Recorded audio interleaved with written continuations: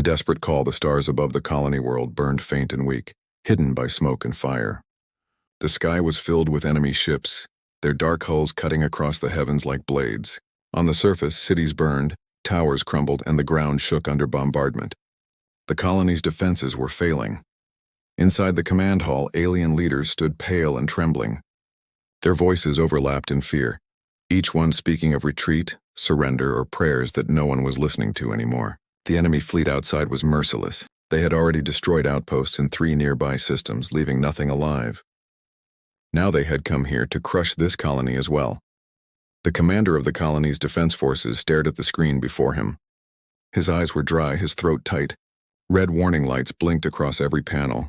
Shields failing, weapon batteries destroyed, civilian shelters breached. His fleet had been brave, but bravery had limits. One by one, their ships had fallen. He had only one choice left. "Send the signal," he ordered. His voice cracked, but no one argued. The technicians obeyed, pressing the sequence that would unleash a desperate message into the void of space. It was an old protocol, one rarely used. A call for help, an SOS, sent across channels both open and hidden, across ranges so wide it might reach systems they had never even seen. The message carried one meaning: we are dying, and we beg for aid. As the signal left the planet and vanished into the endless black, the commander closed his eyes. "May someone hear us," he whispered. The room fell silent. Hours passed, but no response came. The enemy fleet circled like vultures, picking off the last defense ships in orbit. Civilians screamed in the shelters as the bombardments grew closer. Hope drained away like water through cracked stone. Then the screens flickered. A technician gasped, eyes wide. "Signal detected." The commander turned sharply. "From our allies?"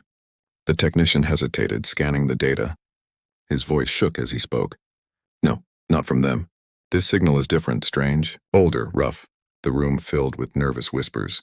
No one knew what that meant. The technician turned pale. It comes from Earth." The word fell like a stone into water. Earth. Humanity. The Deathworlders. The commander's chest tightened. He had heard the stories, the kind most tried not to repeat. Humans came from a world of storms, fire, and beasts, a planet where everything killed, and yet somehow they survived. Other species called them reckless, violent, cursed. Some called them monsters, but monsters were exactly what the colony needed now. "Do they answer our call?" the commander asked. The technician nodded slowly, his hands trembling. "Yes, their fleet is moving." The enemy bombardment shook the ground. A building collapsed in the distance, sending smoke across the city. Panic spread among the civilians as the skies turned red. The commander stood still, caught between fear and hope. Would the humans come as saviors or as executioners? In the cold of space far beyond the colony, the SOS continued to travel. Across the void, a different kind of fleet stirred. Human warships lifted from hidden docks, their black hulls scarred and jagged. Each one was built not for beauty but for survival, forged from a world where only the strongest endured. Engines flared, silent and deadly. As the fleet formed into tight formation, the humans had heard the call, and they had answered. Back on the colony, the commander tried to steady his voice. "Prepare the people.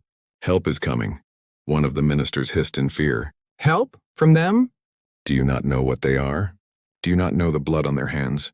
The commander's gaze was cold. "If monsters are the only ones who will fight monsters, then we will welcome them." The minister fell silent. Outside, the enemy fleet prepared its final strike. Their ships grew closer, their weapons glowing brighter. The colony trembled. Families held each other in the shelters. Soldiers stood at their posts, waiting for death. Then the stars shifted. Dozens of dark shapes appeared on the edge of the system, cutting across the void like shadows rising from the grave. Human warships, Deathworlders. The enemy fleet faltered, their movements uncertain. They had expected allies of the colony, slow ships, weak defenses. But what stood before them now was different. The human fleet did not broadcast greetings. They did not announce peace. They arrived in silence, weapons already charged, engines burning like hungry fire. The commander of the colony stared at the screen, his heart pounding. For the first time in days, hope flickered inside him. But it was not a gentle hope. It was sharp, dangerous, full of fear and awe. The Deathworlders had come, and the galaxy would soon remember why that was something to fear. Arrival of the Deathworlders. The alien colony's skies still burned red. Enemy fire rained down, striking the surface with merciless rhythm. Every second felt like the end. Civilians hid in dark shelters, covering their ears against the thunder outside. Soldiers stood guard, though their weapons seemed useless against such overwhelming force. And then, the sky changed. The enemy fleet slowed. Their movements, once sharp and confident, grew uncertain. Alarms rang across their bridges as sensors picked up new contacts at the edge of the system. Dozens of signatures appeared, each one large, each one moving fast. At first, the enemy commanders thought another empire had arrived. Perhaps one of the colony's allies had finally answered the call. But as the ships drew closer, their signals became clear. They carried no banners of the great councils. No symbols of the ruling empires. Their hulls bore only one mark, faded, scarred, and infamous. The mark of Earth. The enemy commanders sneered. Humanity, the so-called Deathworlders. A primitive race from a violent planet.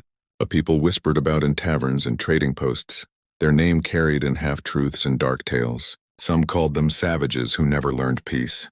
Others claimed they were survivors of a cursed world where everything tried to kill them. Whatever the truth was, the enemy commanders dismissed it with pride. No stories could stand against their fleets. But when the Deathworlder ships emerged fully from the void, even the proudest enemy officer felt a chill. The human warships were nothing like the polished fleets of other species. Their hulls were black, scarred by old battles. Some looked like they had been torn apart and rebuilt again and again. They were not beautiful. They were not graceful. They were machines built for one purpose only, survival through destruction, and they carried themselves with silence. No greeting signals. No calls for peace. Not even a warning. The humans came in perfect formation, their engines glowing faintly, their weapons already alive. It was the silence of predators, stepping into a field where prey had already been cornered. On the colony below, the alien commander stared at the screens in disbelief. His ministers crowded around him, their faces pale. They came, one whispered. They actually came, but their voices trembled with more than relief. There was fear, too, for they had all heard the same legends. When the Deathworlders came, they did not always leave things standing. Above them, the enemy fleet tightened formation. Their leader barked orders, demanding weapons be aimed at the newcomers. Laughter broke across their comms as they mocked the humans. Deathworlders, these are the saviors you called for? Crude ships patched together from scraps? This will not be a battle, it will be a hunt. Their laughter echoed like thunder. But it died quickly, because the human ships did not laugh. They did not answer. They only advanced, steady and cold. The first enemy ships opened fire, beams of energy lashing across the void. The shots struck the human fleet, exploding against shields that flared white-hot. For a moment it seemed the humans might falter, but they did not. Their ships moved through the storm, weapons steady as though the fire was nothing more than rain on stone. Inside the colony command hall, silence held every voice. The civilians in the shelters trembled, holding each other close, listening to the distant rumble. The soldiers looked up, their eyes wide with something they could not name: fear, hope, awe. And then the human fleet answered. It was not with words, it was with fire. The Deathworlder ships struck as one. Their weapons unleashed a storm of light, tearing into the enemy formation. Precision fire cut through hulls as if they were paper. Missiles streaked across the void, striking engines, ripping apart wings of fighters. Enemy ships that had laughed only moments before now burned silently in the darkness. The alien commander on the colony whispered to himself, his voice shaking. They fight like survivors, it was true. The humans did not move like soldiers trained in the traditions of empire. They moved like predators. Every shot was aimed to kill. Every strike was made to end. There was no hesitation, no wasted fire. Where other fleets fought with strategy and pride, the humans fought with raw instinct. Instinct born on a world that tried to kill them every day. Within minutes, the battle shifted. The enemy fleet, once so confident, now staggered under the relentless assault. Their lines broke. Ships collided as captains screamed orders in panic. The sky filled with fire and wreckage. But still, the humans said nothing. The colony watched in silence, their breaths caught in their throats. They had called for help, never knowing who would answer. And now, Watching the Deathworlders tear apart the enemy fleet with terrifying efficiency, they wondered if they had made a mistake. The minister beside the commander whispered again, "They came as saviors, but will they leave as conquerors?" The commander could not answer. His eyes were fixed on the screens. The Deathworlder fleet pressed forward, carving a path through fire and death. And as the enemy broke apart, the truth became clear. The SOS had not been answered by heroes. It had been answered by something far more dangerous. The Deathworlders had arrived, and the galaxy would never forget what followed. The wrong enemy. The enemy fleet had always fought with confidence. They were larger than most rivals, wealthier than most empires, and crueler than all. For years they had burned colonies, crushed weaker species, and laughed as worlds begged for mercy. To them, this colony was just another target, another trophy to add to their empire. But now, as the Deathworlder fleet cut through their formation, they realized the truth. They had chosen the wrong enemy. On the bridge of the enemy flagship, the commander roared in anger. "Focus fire! Crush them! They are only humans." His voice cracked with rage, but fear crept beneath his words. His ships obeyed. Dozens of weapons lit the void, energy beams lashing across space, missiles streaking like fireflies. Explosions flared as they struck the human fleet. For a moment, the stars themselves seemed to burn, but when the light cleared, the Deathworlder ships were still there, scarred, blackened, but advancing. The humans did not retreat. They did not falter. They closed the distance like wolves surrounding wounded prey. One enemy ship fired again and again, desperate to stop the approach. A human cruiser returned fire with 3 quick bursts. The enemy ship split apart, its engines exploding in silence, its crew vanishing into the void. Another enemy vessel tried to flank, racing around to strike from the side. A pair of human destroyers turned together, their guns moving with perfect timing. They struck as one, tearing the flanking ship in half before it even completed its maneuver. The colony's commander watched in awe. "They do not fight like us," he whispered. "They fight as if every battle is life or death." And it was true. On Earth, every day had been life or death. Storms that could crush cities, predators that hunted in the dark, diseases that killed without warning. To survive there, humans had learned to adapt, to strike first, to never hesitate. And they carried that instinct into the stars. The enemy commanders began to panic. They had fought many foes, but none like this. Every move they made, the humans countered. Every trap they set, the humans broke. It was as if the Deathworlders had already fought 1,000 wars before this one, and in a way they had. For Earth itself had been their first battlefield. The colony below trembled as the battle raged overhead. Civilians huddled in shelters listening to the distant thunder, unsure if the sounds were of destruction or salvation. Children asked if the humans would save them. Parents had no answer. On the enemy flagship, despair spread. The commander slammed his fist against the console. "They are only one fleet. We are more. We cannot lose to primitives." But his words rang hollow. Already his fleet was breaking apart. Dozens of his ships burned. More drifted powerless, disabled with precision strikes. The humans did not waste fire. They did not strike wildly. They chose targets carefully: engines, weapons, command bridges. Every shot ended a threat. The enemy realized with horror that the humans were not just fighting to win. They were fighting to survive, and that made them unstoppable. Finally, in desperation, the enemy commander shouted, "Retreat! Pull back!" But it was too late. The Deathworlder fleet surged forward in a final wave. Missiles streaked across the void, finding every retreating ship. Energy beams cut through armor like paper. One by one, the enemy fleet was torn apart. The sky filled with fire, wreckage, and silence. In less than an hour, the attackers were gone. The colony was saved. But no one cheered. The alien commander stared at the screens in stunned silence. He had begged for help, and it had come. But as he watched the Deathworlder fleet drift slowly through the wreckage, not celebrating, not speaking, only watching with cold precision, he felt something deeper than relief. He felt fear. The minister beside him whispered, "We asked for rescue, but what have we invited instead?" The commander did not answer. His eyes were locked on the humans. He saw no joy in their victory, no relief, no comfort, only silence. On the human flagship, the Deathworlder commander gave a single order. His voice was calm, steady, without pride. "Clear the field." The human ships obeyed, moving through the wreckage, finishing what remained. Not one enemy escape pod was left untouched. Not one hostile engine was allowed to flicker back to life. The humans did not fight for trophies or prisoners. They fought to erase threats, and they had erased this one completely. The galaxy had seen many wars, but few ended like this. The enemy had thought themselves hunters. They had laughed at the humans. But in the end, they learned the cruel truth. They had chosen the wrong prey. And the wrong prey had teeth.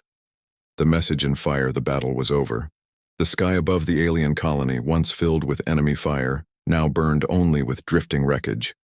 Fragments of shattered ships floated like broken bones across the void. Flames flickered on twisted hulls before dying into silence. Where once there had been a proud enemy fleet, now there was only ruin. On the colony surface, the shelters shook no more. The thunder of bombardment had ended. Civilians stepped out, blinking into the smoky air, staring upward with wide eyes. They expected to see their allies' banners, the colors of familiar empires.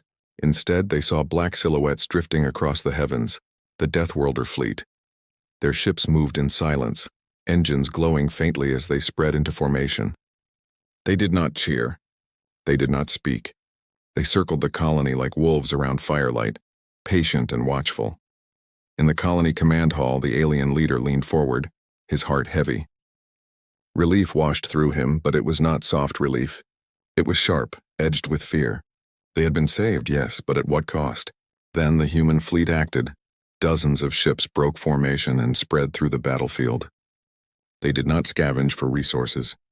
They did not leave survivors. They moved with cold precision, targeting enemy escape pods, firing upon drifting wrecks to make sure no life remained. The minister beside the commander gasped in horror. "They are not rescuers. They are executioners." The commander's jaw tightened. He wanted to deny it, to find comfort in the idea that these humans were allies, saviors. But the truth was in front of him. The Deathworlders were not showing mercy. They were sending a message, and the message was fire. From the flagship of the human fleet, a voice finally spoke. It was transmitted across every channel, reaching the colony, the ruins of the enemy fleet, and any hidden ears listening from afar. "This is the Deathworlder fleet. You sent for help. We have answered." The voice was calm. Too calm. It was not warm, not proud, not comforting. It was steady, controlled, the voice of someone who spoke only truth. "You asked for rescue," the voice continued. "What you received was judgment." The alien commander felt a chill crawl through him. Around him, his officers shifted uncomfortably. None dared to speak. The human voice did not stop. "Know this. When Deathworlders answer a call, there is no half measure. We do not fight to balance scales. We do not fight to trade victories. We fight to end threats, and we have ended this one." The human fleet fired again, not at enemies, but at the wreckage itself. Bright lances of energy tore through debris, reducing once proud warships to dust. Every broken hull, every twisted engine, every fragment of the enemy fleet was erased. Nothing remained but silence and emptiness. The colony's commander gripped the arms of his chair. He understood now. This was not only a rescue. This was a display. Humanity had chosen to make an example here, in front of witnesses, so that the galaxy would learn the price of underestimating them. The human voice spoke again, softer now but colder. "When you call for help, remember this day. If Deathworlders come, your enemy will fall. But do not mistake this for kindness. We are not saviors. We are survivors. And we do not forget." The minister gasped, his hands shaking. "They are warning the whole galaxy." The commander nodded slowly. "No, they are warning us all." Above them, the human fleet began to pull back into formation. Engines flared.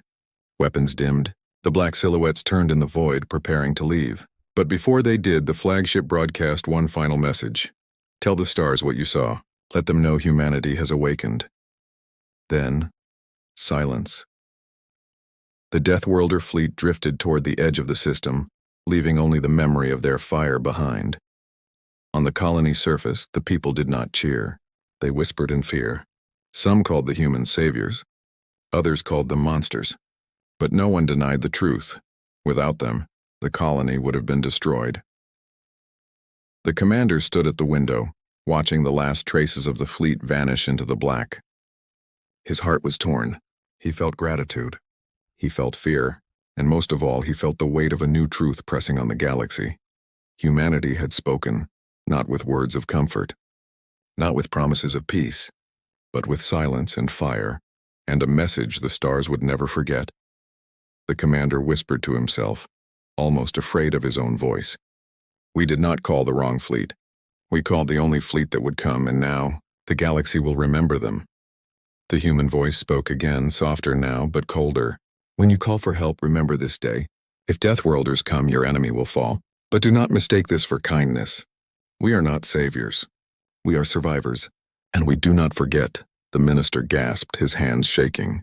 They are warning the whole galaxy. The commander nodded slowly. No, they are warning us all. Above them, the human fleet began to pull back into formation. Engines flared. Weapons dimmed. The black silhouettes turned in the void, preparing to leave. But before they did, the flagship broadcast one final message. Tell the stars what you saw. Let them know humanity has awakened. Then, silence. The Deathworlder fleet drifted toward the edge of the system, leaving only the memory of their fire behind. On the colony surface, the people did not cheer. They whispered in fear. Some called the humans saviors. Others called them monsters. But no one denied the truth. Without them, the colony would have been destroyed. The commander stood at the window, watching the last traces of the fleet vanish into the black. His heart was torn. He felt gratitude. He felt fear, and most of all, he felt the weight of a new truth pressing on the galaxy. Humanity had spoken, not with words of comfort, not with promises of peace, but with silence and fire, and a message the stars would never forget. The commander whispered to himself, almost afraid of his own voice. We did not call the wrong fleet. We called the only fleet that would come, and now, the galaxy will remember them. The galaxy remembers. The Deathworlder fleet vanished into the void, leaving the colony behind in uneasy silence. The skies cleared of fire, but the smoke of battle still hung heavy over the world. Cities lay scarred, towers broken, but the colony still lived. For that, the people owed their survival to humanity. Yet no one celebrated. The civilians stepped out from shelters, their faces pale, their voices hushed. Children asked if the monsters were gone. Parents held them close but had no answer. Soldiers who had once stood ready to fight lowered their weapons slowly, their hands trembling. They had seen power unlike anything they had imagined. In the command hall, the alien leader stood at the central screen, watching the black of space where the human ships had disappeared. His ministers crowded around him, whispering in confusion and fear. They saved us, one said softly. They warned us, another muttered. They judged us, a third whispered, almost afraid to be heard. The leader did not reply. His mind turned not to relief, but to the future. This story would not end here. This story would spread, and it did. Within days, the recordings left the colony. Traders carried them to distant systems. Couriers delivered them to councils and empires. The images traveled across the stars. The black fleet of Deathworlders drifting in silence, the fire that had erased an entire armada, the calm human voice declaring its warning. At first, many laughed. They dismissed the recordings as exaggerations, stories twisted by fear. But then came more evidence. Data logs, sensor readings, fragments of wreckage left behind by the destroyed fleet. Every scrap told the same truth. The laughter died quickly. In the halls of galactic councils, silence fell. Leaders who had long dismissed Earth as primitive now spoke the name with caution. The word Deathworlder returned to their tongues heavier than it had ever been. The idea that such a people could build fleets like this one shook the balance of power itself. Some empires panicked. They began fortifying their borders, moving fleets into defensive positions, fearing that the humans might strike next. Others plotted, whispering of alliances, hoping to gain humanity's favor before it was too late. And some, the oldest and proudest, sat in dark silence, wondering if their time as rulers of the stars was coming to an end. On the colony that had been saved, the people tried to rebuild. But their gratitude was mixed with unease. They told stories of the black ships, of the silence that spoke louder than words, of the fire that destroyed without mercy. To the young, the humans were saviors. To the old, they were a shadow hanging over every tomorrow. The alien leader gave his report to the council of his people. His words were simple, stripped of pride. We called for help, they came. And the galaxy will never be the same. The council fell into silence. They understood the meaning. The colony had been spared, but the cost was far greater than rubble or lives. The cost was the awakening of something the galaxy had chosen to ignore for too long. Across the stars, legends began to grow. In taverns, smugglers whispered about Deathworlders who fought like predators. In military academies, instructors replayed the recordings of the battle, pointing to the human fleet as a new kind of warfare. Among civilians, the name human spread like fire, spoken in equal parts fear and awe. And in the quietest chambers of the galaxy's rulers, one thought returned again and again. If one fleet can do this, how many more do they have? The truth was, no one knew. Humanity had revealed only a glimpse of its strength. One fleet, one battle, one message. But the silence around them suggested something far more. Perhaps dozens more fleets waited in the dark. Perhaps the Deathworlders had built their power in secret, preparing for this very moment, or perhaps this had been only the beginning. In the void, far from the colony, the Deathworlder fleet traveled back into the dark. They spoke little among themselves. They celebrated nothing. Their commander gave no speeches. They had answered a call, destroyed an enemy, and left a message behind. That was enough. On Earth, in hidden shipyards, other warships stirred. Engineers worked in silence, their faces set with the determination of survivors. Humanity did not build for glory. Humanity did not build for conquest. Humanity built because survival demanded it, and now, survival meant something larger. The galaxy had heard their voice, the galaxy had seen their fire, and the galaxy remembered. In every corner of the stars, silence followed the name of Earth. And in that silence lay fear, for the Deathworlders had answered one call for help, and no one knew what they would answer next.